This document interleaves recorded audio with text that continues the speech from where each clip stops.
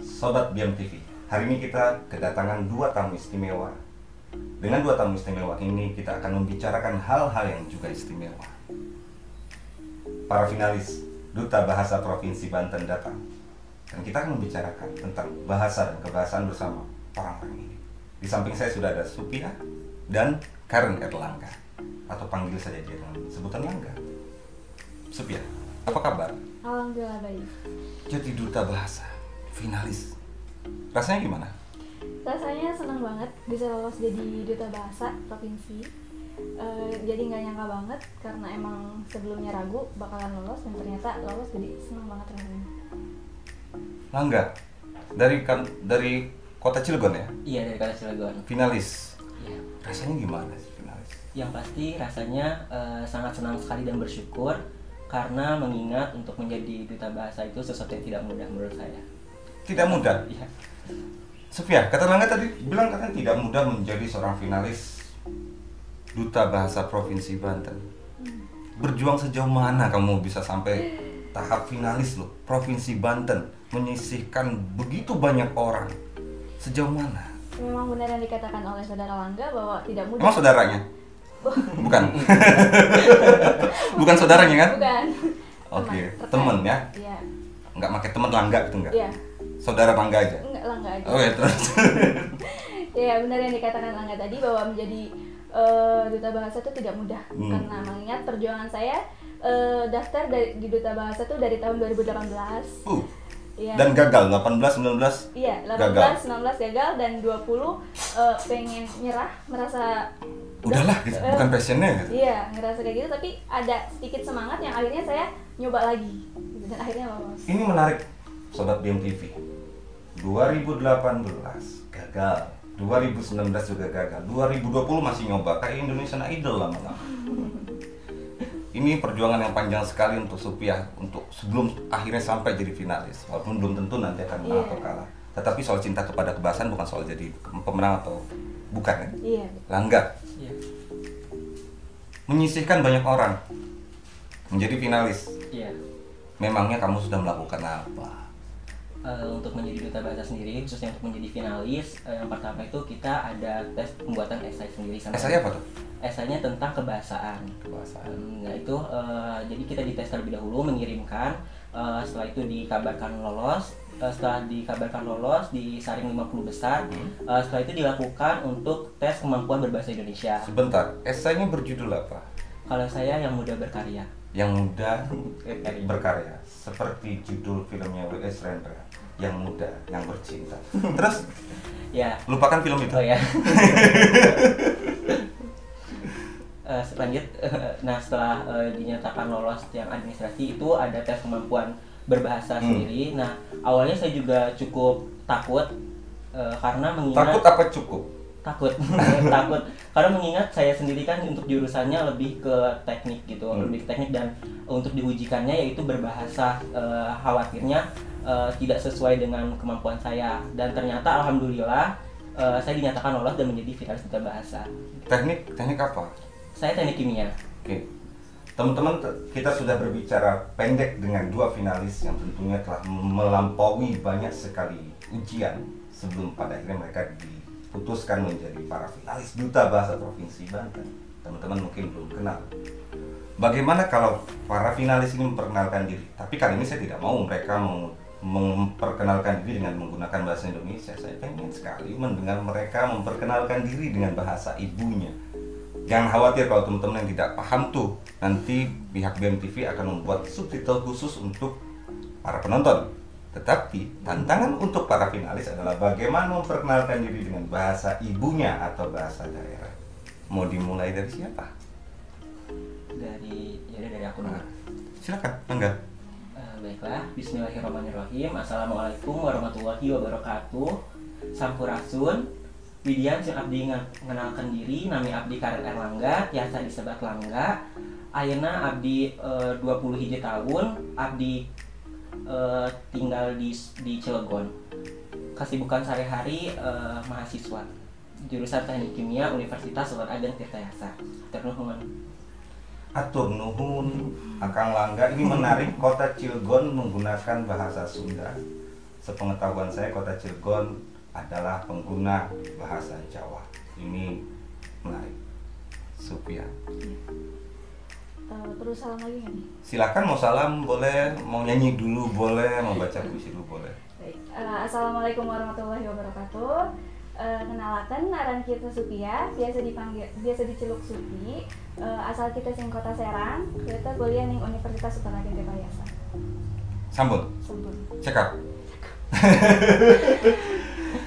Itu perkenalan dari dua finalis Duta Bahasa Provinsi Banten. Tentunya ini adalah pemuda-pemuda yang prestisius. Mereka sudah membuat esai, sudah membuat begitu banyak tugas, dan tentu saja sudah melalui berbagai proses termasuk kompetensi berbahasa yang sudah dilaksanakan oleh Kantor Bahasa Provinsi Banten. Sebelum kita lanjut lebih jauh, mari kita menonton sebuah karya yang sudah dibuat oleh keduanya, sebuah karya digital. Kemudian kita akan tahu seperti apa karya itu, nanti kita tanya. Tapi sebelumnya selamat menonton. Halo, selamat siang. Hari ini saya akan melakukan kegiatan sosialisasi bahasa. Saya ingin mengetahui seberapa jauh pemahaman masyarakat tentang penggunaan bahasa Indonesia yang baik dan benar. Penasaran videonya? Mari kita lihat. Ya, boleh nanya nggak, Mbak? Boleh, nanya apa ya? Bahasa Indonesianya lockdown tahu nggak, Mbak? Lockdown. Benar sih, kalau nggak salah karantina wilayah ya? Benar, Mbak dapat ini. Makasih. Udah. Tahu bahasa Indonesianya siput nggak? Tahu. Apa tuh? Apa ya, saya lupa lagi. Lupa. Tapi sebenarnya pernah tahu. Pernah tahu. Tapi lupa. Setelah melihat video tadi, masih banyak masyarakat yang tidak tahu tentang penggunaan bahasa Indonesia. Mereka hanya tahu tentang bahasa asingnya saja. Assalamualaikum warahmatullahi wabarakatuh. Hai semuanya, perkenalkan nama saya Arin Erlangga selaku mahasiswa jurusan Teknik Kimia Universitas Sultan Ageng Tirtayasa sebagai calon duta bahasa Provinsi Banten tahun 2020. Nah, kali ini saya akan memaparkan tentang apa itu peribahasa.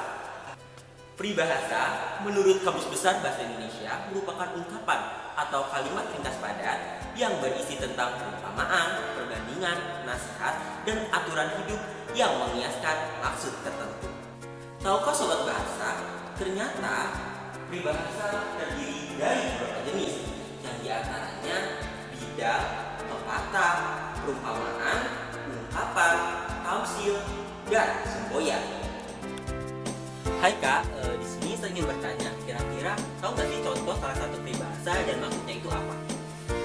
Kalau setahu saya itu ada ayat susu dibalas dengan ayat juga. Nah, maksud tersebut itu perbuatan baik yang akan dibalas dengan perbuatan jahat. Wah, itu nggak boleh banget ya Kak. Kalau menurut Kakak sendiri, Yang saya tahu itu ada peribahasa yang mengatakan yang terakhir dahulu, berenang-renang kemudian, dimana itu artinya bersakit-sakit dahulu, kemudian bersenang-senang.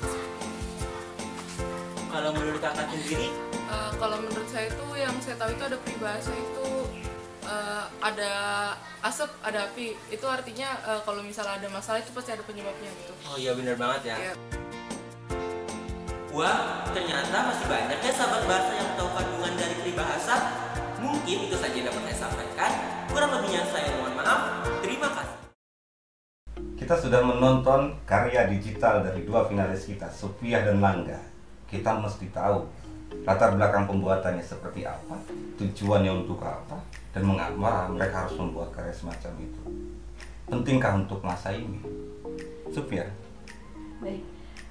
Saya mengangkat tema video dalam video saya itu tentang COVID-19. COVID-19. Jadi kata itu kata baku dan kata bahasa asing dengan bahasa Indonesia. Jadi kan kita sering mengenal bahasa asing seperti social distancing atau lockdown yang kayak seperti itu. Physical distancing dan semacamnya ya, yang Iya. serba Inggris. Iya. Jadi saya bertanya di dalam video itu saya bertanya kepada masyarakat, tahu nggak sih bahasa Indonesianya lockdown itu apa? Dan ternyata mereka lebih mengenal bahasa asingnya ditimbang dengan bahasa Indonesianya. Maka dari itu tujuan saya mengambil video itu untuk menyosialisasikan bahasa Indonesianya, kayak gitu, agar mereka tidak buta huruf mengenai penggunaan bahasa Indonesianya. Ide yang bagus. Mari kita tanya ke Langga. Kalau untuk saya sendiri, kebetulan saya mengambil tema tentang peribahasa. Kenapa alasan saya mengambil peribahasa? Karena menurut saya sejak kecil, khususnya di bangku sekolah dasar, kita telah belajar pentingnya berperibahasa. Di peribahasa juga sebenarnya banyak sekali jenis-jenisnya seperti bidal dan ungkapan. Nah, hal ini apabila tidak kita teruskan atau kita pelajari secara terus-menerus kepada generasi berikutnya, dikhawatirkan akan hilangnya peribahasa-peribahasa itu. Sedangkan di dalam suatu peribahasa itu banyak sekali makna-makna yang terkandung yang bisa kita serap untuk dipelajari. Bagus juga idenya. Mungkin kapan waktu Langga bisa menciptakan peribahasa baru untuk memperkaya peribahasa yang sudah ada. Siapa tahu 100 tahun mendatang peribahasa yang dibuat oleh Langga itu juga lebih berguna daripada peribahasa sebelumnya atau menjadi pelengkap dari peribahasa yang sudah ada. Supia, Iya. kamu tadi sudah mengatakan saya dari 2018 gagal, 2019 gagal, Iya. 2020 baru masuk finalis. Ini pun belum tentu menang, Supia. Iya. Apa sih pentingnya kamu mengikuti event ini dan apa sih yang ingin kamu lakukan kalau kamu pun pada akhirnya toh bisa berjuang tanpa harus jadi duta bahasa kan? Ya. Melihat duta bahasa itu sebuah wadah untuk kita menyosialisasikan bahasa. Maka dari itu dengan saya mengikuti kegiatan yang ada di duta bahasa, saya dapat mudah menyosialisasikan bahasa Indonesia itu karena memang sudah ada wadahnya, sudah ada hal-hal yang diatur di situ. Terus rasa penasaran juga sih ikut duta bahasa. Apa yang bikin penasaran? Bikin penasaran karena memang dari tahun 2018, 2019 gagal. Apa sih yang membuat saya gagal dan saya mencoba memperbaiki diri dari situ tuh introspeksi kesalahan saya di mana. Kalau tadi bilang ada yang diperbaiki 2018, 2019 kemudian mengevaluasi diri, itu artinya Supia sudah tahu kekurangan sebelumnya dan sebelumnya. Iya. Kemudian diperbaiki, Iya. kemudian lolos jadi finalis. Iya. Emang kekurangan kemarin-kemarin apa sih? Kemarin itu karena memang saya terlalu fokus ke organisasi di kampus, sama kuliah di kampus juga karena padat gitu. Jadi membuat esai juga seperti biasa saja. Kalau yang 2020 ini emang Serius? Ya serius karena emang kadang kampus tuh terlalu padat. Tolong ke kampus agak pengertian. Langga. Iya. Saya nggak nanya dengan pertanyaan yang sama, Iya. aja kamu tinggal nyontek dari Supia nanti. Iya. Dari kota Cilegon, kamu menggunakan bahasa Sunda. Iya. Mengapa? Alasan sebenarnya saya sendiri kan lahirnya di Sumedang. Oh, Ya, saya asli Sumedang. Sumedang, Larang, dan Banten. Tapi kebetulan saya tinggalnya di Cilegon lamanya. Qadarullah apa kebetulan? Ya, lanjut. Qadarullah. Canda. Ya saya Next. di Cilegon dari umur 1 tahun. Nah di Cilegonnya sendiri kebetulan Cilegon itu merupakan kota transit, jadi banyak pendatang baru sehingga ada akulturasi dari bahasanya sendiri. Di Cilegon sendiri khususnya di rumah saya kebetulan banyak dari masyarakat Palembang, Sumatera Selatan, dan akhirnya saya lebih terbiasa menggunakan bahasa Palembang dibandingkan menggunakan bahasa Bebasan ataupun Jawa Serang gitu. Itu kenapa kota Cilegon membuat sebuah propaganda bahwa kota Cilegon adalah kota multikultural ya. Supia, jika kemudian bahasa itu penting, jika kemudian Supia berpikir bahasa itu penting, pentingnya apa? jadi bahasa itu merupakan jati diri bangsa juga, jati diri sendiri. Ketika kita berbahasa, menggunakan bahasa, maka seseorang dapat menilai diri kita tuh seperti apa. Seperti itu. Jadi sangat penting bahasa itu. Jati diri? Apa pentingnya kemudian generasi milenial memahami bahasa? Saya tidak tahu istilah milenial itu penting apa tidak untuk disebutkan, tapi anggap saja kita menyepakati istilah itu. Apa pentingnya pemahaman kebahasaan di generasi milenial? Kalau mereka tidak memahami kebahasaan, emang masalahnya apa? Ya. Nggak masalah kan? Masalah buat lo kata orang mereka. ya hal itu akan tentu saja akan merusak tatanan bahasa Indonesia sendiri yang sudah diperjuangkan oleh pahlawan kita yang dulu-dulu seperti pada Sumpah Pemuda itu kan. Mereka memperjuangkan bahasa Indonesia, sedangkan generasi milenial dengan mudahnya merusak kayak gitu. Itu tidak etis menurut saya. Langga, kalau sistem bahasa itu arbitrer, dia mana suka dan berkembang ya. Bagaimana pandangan kamu tentang berkembangnya bahasa di kalangan milenial? Contoh, saya banyak sekali istilah yang saya nggak paham juga, Dang. Capcus atau semacamnya lah, saya nggak ngerti lah ya. Mohon maaf, perbendaharaan saya untuk bahasa itu agak rumit. Bagaimana? Itu tidak ada dalam EBI, tidak ada dalam KBBI. Artinya dia belum tercatat dalam penggunaan bahasa formal atau ejaan yang telah disempurnakan.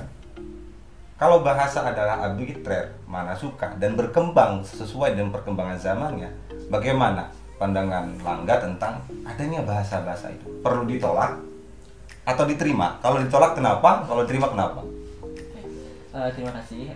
Menurut saya dengan adanya penambahan bahasa-bahasa atau yang bisa kita kenal istilahnya kayak slang gitu, bahasa anak-anak zaman sekarang, justru sebenarnya bisa ada pro dan kontranya. Untuk pro-nya sendiri bisa menambah suatu tatanan menambah suatu kosakata dari bahasa itu sendiri, sedangkan sebenarnya jika terus-terusan kita gunakan bahasa campur-campur itu, maka akan merusak dari tatanan dari bahasa Indonesianya sendiri. Mengingat juga apabila kita terbiasa atau generasi sekarang ini terbiasa menggunakan bahasa kekinian tanpa mempelajari sebenarnya ada bahasa untuk bahasa Indonesianya sendiri, khawatirnya akan mengurangi dari kekayaan kosakata bahasa Indonesianya itu. Sobat BMTV, tadi Langga masih cari aman menjawab apakah diterima atau ditolak. Langga bilang masih pro kontra. Kita cari yang lebih tegas. Supia, diterima atau ditolak? Laki-laki kadang begitu. Kali kalau perempuan yang jawab agak berbeda. Diterima atau ditolak? Bahasa-bahasa yang berkembang di tengah generasi masa kini yang dengan banyak istilah ya slang dan sebagainya, apakah itu berfaedah bagi bahasa kita ataukah itu racun? Ya, menurut saya diterima karena memang. Terima kasih. Untuk istri saya ini gimmick ya. Terus? Yang tadi bahasa Indonesia itu bersifat arbiter, mana suka. Jadi kita menempatkan bahasa itu tergantung situasi dan kondisi. Bahasa itu ketika kita di situasi yang formal, kita menggunakan bahasa yang formal. Akan tetapi ketika kita berada di posisi yang situasi yang tidak formal, kita tetap membutuhkan bahasa itu untuk berkomunikasi. Kayak gitu. Dua jawaban yang pastinya ini sama-sama melengkapi. Ada pertanyaan satu lagi yang sepertinya penting untuk diajukan. Kita tentu mengenal keberlisanan dan keberaksaraan. Sering orang mengukur tuh, itu bahasanya salah. Karena dalam bahasa baku itu harusnya tidak boleh begitu. Sementara dalam penggunaan bahasa lisan berbeda dengan bahasa tulisan. Atau kita sebut keberlisanan dan keberaksaraan. Gimana perkembangan keberlisanan kita, Sofia? Apa berkembang dengan baik atau berkembang menjadi buruk? Sampai saat ini saya masih mempelajari, masih belajar dalam memperbaiki bahasa saya.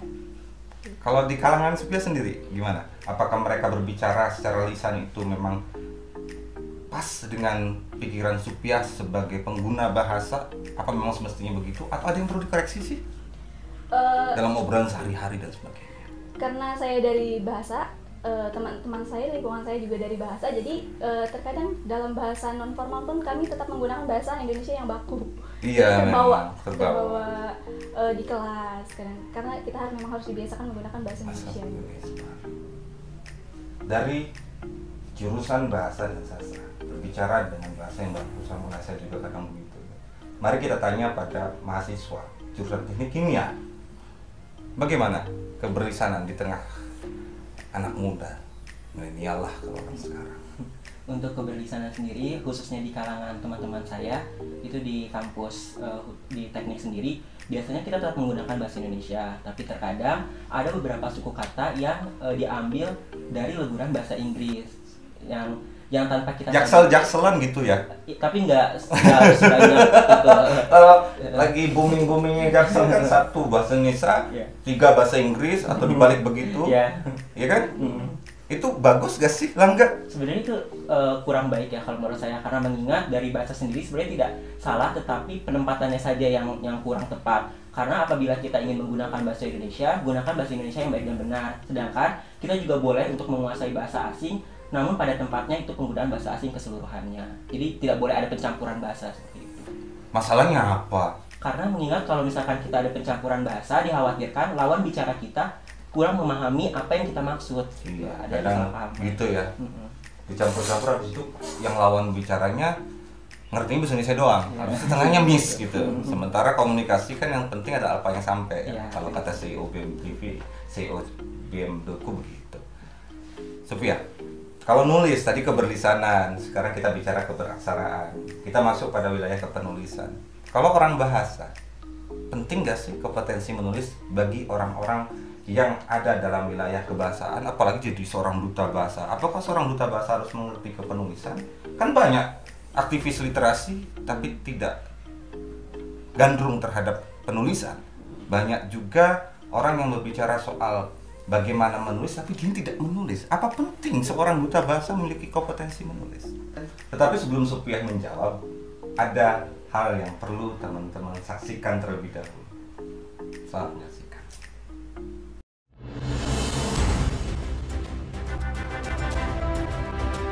Bahasa Indonesia, jati diri bangsa. Mempersatukan ribuan suku bangsa. Mempersatukan penutur dari ratusan bahasa daerah. Mempersatukan masyarakat dari belasan ribu pulau, dari Sabang sampai Merauke. Bahasa Indonesia, kebanggaan bangsa. Memiliki jumlah penutur terbanyak keempat di dunia. Dipelajari di puluhan negara. Saya bangga. Saya bangga. Saya bangga berbahasa Indonesia. Kami bangga. Kami bangga. Bangga berbahasa Indonesia. Bahasaku, kebanggaanku.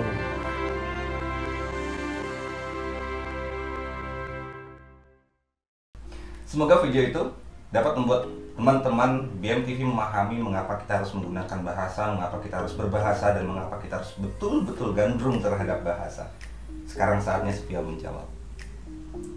Jadi menurut saya penting seorang duta bahasa memahami keterampilan menulis, karena memang dari awal pun memahami atau memiliki? Memiliki. Nah, memahami sudah pasti.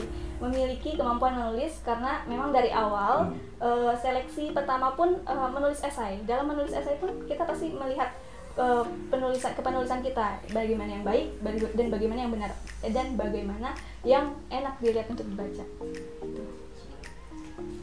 Kalau menurut saya sendiri, untuk keaksaraan bagi seseorang bukan hanya duta bahasa saja, sebenarnya itu sangat dibutuhkan sekali. Mengingat juga di dunia pendidikan kita untuk tahap akhir khususnya mahasiswa itu kan pembuatan skripsi atau tugas akhir, di mana dari segi bahasa, penulisan dan sebagainya itu dilihat oleh dosen pembimbing kita. Jadi sebenarnya tanpa kita sadari, tanpa kita mempelajari suatu bentuk penulisan, kita sudah mempelajari itu.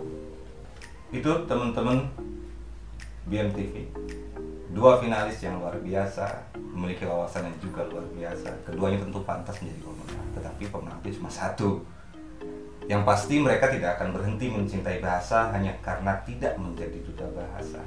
Ada hal penting apa yang ingin Sophia sampaikan kepada teman-teman? Ide apa tentang kebahasaan sebagai penutup pertemuan kita hari ini? Pesan ke masyarakat. Iya, silakan.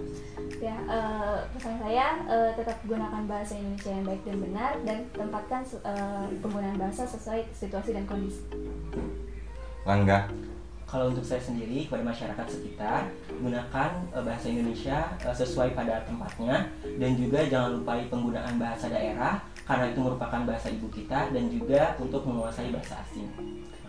Nanti akan ada sebuah video yang memberitahu kita tentang pandangan para finalis ini tentang penggunaan bahasa Indonesia, penggunaan bahasa daerah atau bahasa ibu, dan penggunaan bahasa asing dalam kehidupan sehari-hari. Tapi tidak di sini. Ada video khusus yang dapat Anda tonton di BMTV.